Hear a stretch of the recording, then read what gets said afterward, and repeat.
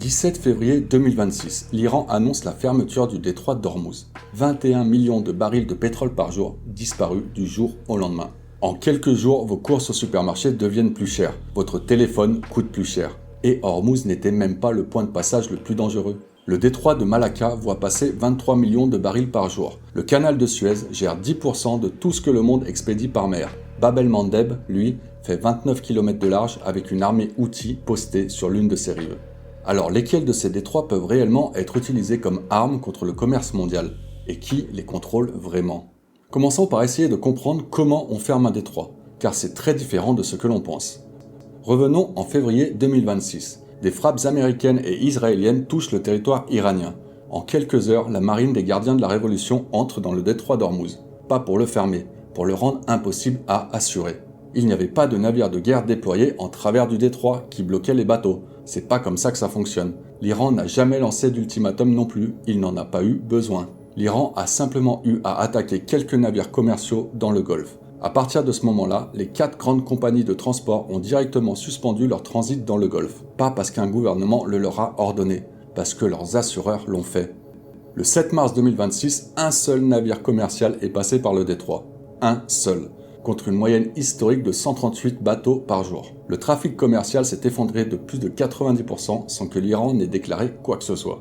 Et c'est comme ça qu'on ferme réellement un détroit, en faisant peser un risque qui effraie les assureurs. En effet, chaque navire commercial a besoin de ce qu'on appelle une couverture PI, pour protection et indemnité. C'est le filet de sécurité qui garantit que si votre pétrolier provoque une marée noire ou tue un membre d'équipage, quelqu'un va payer. Quand les assureurs qui fournissent cette couverture pays se retirent d'une zone, ce filet de sécurité disparaît. Et pas d'assurance, ça veut dire qu'aucun port n'acceptera votre bateau. Aucun contrat n'est applicable, aucune marchandise ne circule. Le bateau, en soi, il n'est pas interdit, il est simplement bloqué.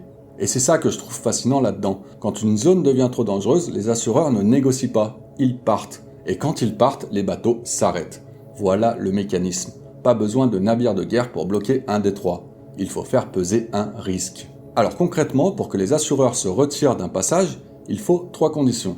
La première, c'est un acteur étatique ou non étatique, comme un groupe rebelle par exemple, qui est motivé et qui contrôle au moins une rive, de façon à menacer les bateaux depuis celle-ci.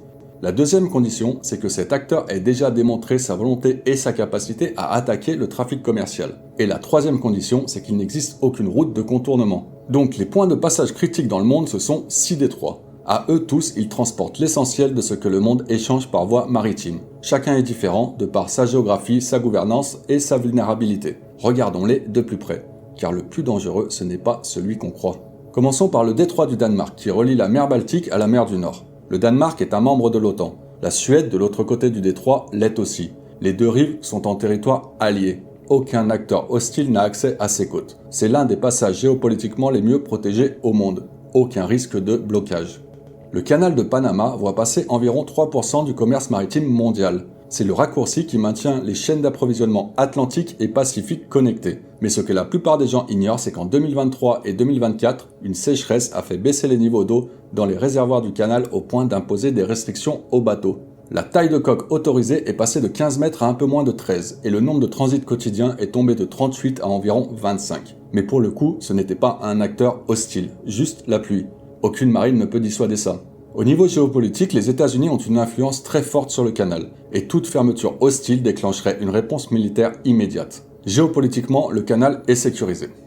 Le Bosphore, ou détroit d'Istanbul, est le seul passage entre la mer Noire et la Méditerranée. Le pétrole russe, le blé ukrainien, tout ce qui entre et sort de cette région entière passe par ici. Ce détroit a une particularité assez étonnante. La Turquie le contrôle en vertu de la Convention de Montreux, un traité de 1936 qui donne à Ankara l'autorité légale de restreindre le passage des navires de guerre en temps de guerre, tout en maintenant le trafic commercial ouvert. Quand la Russie a envahi l'Ukraine en février 2022, la Turquie a directement bloqué le passage, pour les navires de guerre seulement, mais pas pour les navires commerciaux. C'est donc un levier diplomatique maximum pour des dommages économiques minimum. C'est le seul détroit au monde où un membre de l'OTAN dispose d'un contrôle légal et codifié sur le passage. Actuellement, la Turquie n'est pas une menace, il n'y a pas de danger de blocage malveillant à court terme. Passons au canal de Suez, qui relie la Méditerranée à la mer Rouge. Sans lui, un bateau qui va d'Asie en Europe devrait contourner tout le continent africain.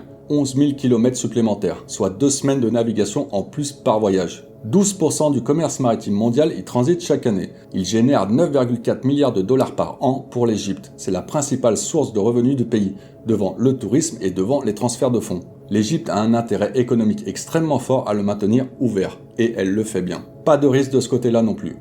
Un des cas les plus intéressants est le détroit de Malacca, en Asie du Sud-Est. 23 millions de barils de pétrole par jour transitent par ce détroit. C'est le passage qui a le volume le plus élevé sur Terre. 3 pays partagent ces rives, la Malaisie, l'Indonésie et Singapour. L'économie entière de Singapour est construite autour de ce détroit.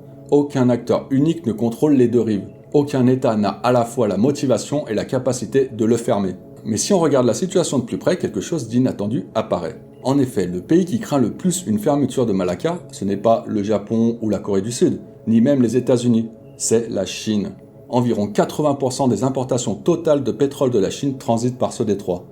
Pékin a même un nom pour ça, le dilemme de Malacca. En effet, en cas de conflit avec Taïwan, les USA pourraient théoriquement intercepter toute la ligne de vie énergétique de la Chine en un seul point de passage, et ce, sans tirer un seul coup de feu sur le territoire chinois. Et c'est pour cette raison que la Chine a construit le corridor économique Chine-Pakistan. C'est un projet de plus de 60 milliards de dollars reliant Kashgar en Chine au port de Gwadar sur la mer d'Arabie, à travers un réseau d'autoroutes, de chemins de fer et d'infrastructures. Et c'est aussi pourquoi elle a établi sa première base militaire à l'étranger, à Djibouti, en août 2017. Elle a également cultivé des relations portuaires à travers l'océan Indien, dans ce que les analystes stratégiques américains appellent le collier de perles. Rien de tout ça ne visait de projeter de la puissance vers l'extérieur. Tout cela visait simplement à réduire la dépendance à Malacca. La Chine n'est pas une menace pour Malacca. Au contraire, elle en est l'otage.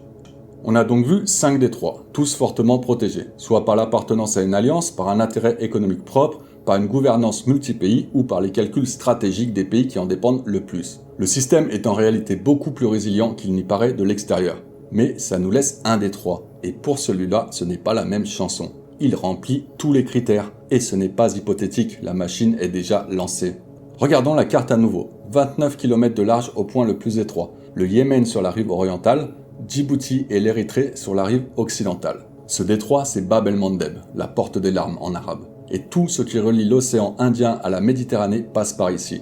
De 2023 à 2025, les Houthis ont mené une campagne de 18 mois qui a démontré exactement les faiblesses de ce détroit. Avec des drones bon marché et des missiles anti-navires lancés depuis les côtes yéménites, sans aucun navire de guerre ni sans bloquer physiquement le détroit, ils ont réduit le trafic du canal de Suez de moitié. Les assureurs ont dû augmenter leur prix et ajouter une prime de risque de guerre pour un transit par Bab el-Mandeb, environ 2% de la valeur de la cargaison, ce qui est énorme pour des cargaisons qui valent généralement plusieurs centaines de millions de dollars. Les 4 grandes compagnies de conteneurs ont cessé de transiter. Les USA et la Grande-Bretagne ont dû lancer des opérations actives, notamment l'opération Prosperity Guardian, et une présence navale continue pour sécuriser le détroit. Mais les attaques ont continué quand même. Revenons sur nos 3 critères. Premier critère, on a un acteur motivé, soutenu par l'Iran, qui contrôle la rive yéménite. Deuxième critère, 18 mois d'attaques documentées contre des navires commerciaux. Et le troisième critère, la route de contournement est le canal de Suez, qui est inatteignable sans passer par ce détroit. Tous les critères de risque sont remplis. Et c'est là que ça devient intéressant. Quand Hormuz s'est fermé, il existait un contournement partiel. Le pipeline Est-Ouest d'Arabie Saoudite, le Petrolian, peut acheminer jusqu'à 5 millions de barils par jour par voie terrestre, jusqu'au port de Yanbu, sur la mer Rouge. C'est moins d'un quart du flux normal d'Hormuz, mais c'est quand même quelque chose. 5 millions de barils par jour atteignant la côte ouest de l'Arabie Saoudite. Mais où vont-ils depuis Yanbu ? Ils doivent atteindre le reste du monde, ce qui signifie transiter par Bab el-Mandeb. Donc la route de contournement d'Hormuz passe directement par le deuxième détroit menacé. La sortie de secours mène droit dans le piège. Et en plus de ça, on a un acteur, l'Iran, qui a un contrôle partiel ou total sur les 2 détroits. Elle est là la vraie menace sur le commerce global. Il resterait bien une issue, le Cap de Bonne-Espérance, mais ça ajoute 6500 km, 10 à 14 jours supplémentaires en mer. Dérouter les bateaux, cela impliquerait des tarifs doublés, voire quadruplés. 1 million de dollars de carburant supplémentaire par voyage. Et en plus de ça, cette route traverse certains des passages maritimes les plus sévères de la planète, lors de l'hiver de l'hémisphère sud. Bref, pas un cadeau. Le Cap de Bonne-Espérance n'est donc pas une bonne solution. Ajoutons maintenant ceci. Le 19 mars 2026, 19 jours après les frappes américano-israéliennes sur l'Iran, le chef suprême Houthi Abdelmalik al-Houthi a déclaré que ses forces étaient en alerte, le doigt sur la gâchette, prêtes à répondre à tout moment. Le lendemain, le porte-parole militaire Yahya Saree a été très clair. Les navires de guerre américains en mer Rouge et à Bab el-Mandeb sont, selon ses propres mots, des cibles légitimes. Le deuxième détroit n'est pas encore fermé, mais il est clairement menacé. Et c'est là que le scénario cesse d'être théorique. Le risque est réel. Nettoyer Hormuz va prendre des semaines, voire des mois. Et l'Iran peut à tout moment reposer des mines dans les couloirs très facilement. En 1988, une seule mine iranienne a brisé la coque de l'USS Samuel Roberts. Une seule mine.